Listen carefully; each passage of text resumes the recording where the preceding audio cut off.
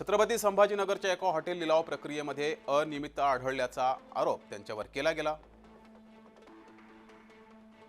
Contract मुलाच्या मालकीच्या कंपनीला नियमबाह्य पद्धतीने हे कॉन्ट्रॅक्ट दिल्याचा आरोप केला गेला। पैशाच्या बॅगसहित व्हायरल झालेला बेडरूम मधला व्हिडिओ समोर आला, त्यानंतर महायुतीवर टीका झाली।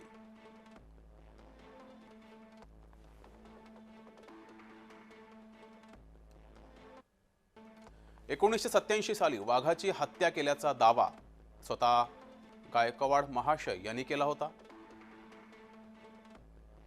त्यानंतर वन विभागाकडून गुन्हा दाखल केला गेला होता।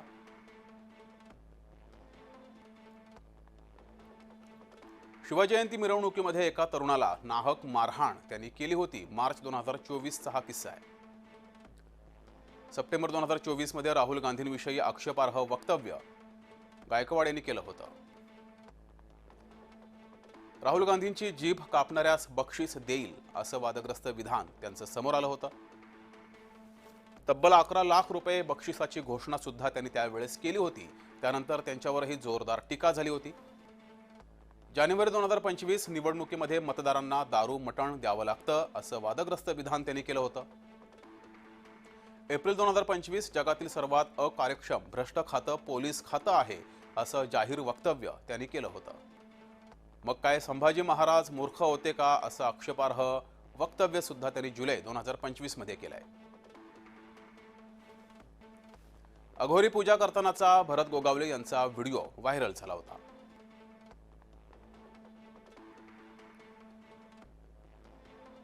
व्हिडिओ व्हायरल झाल्यानंतर भरत गोगावले यांनी लटकं असं स्पष्टीकरण दिलं होतं।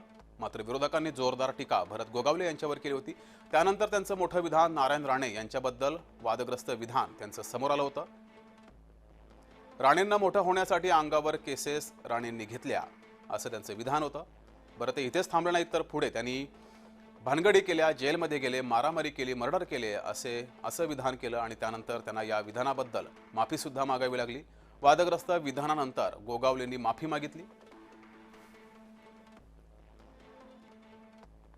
खासदार सुनील तटकरे यांच्यावर ते कायम टीका करत असतात।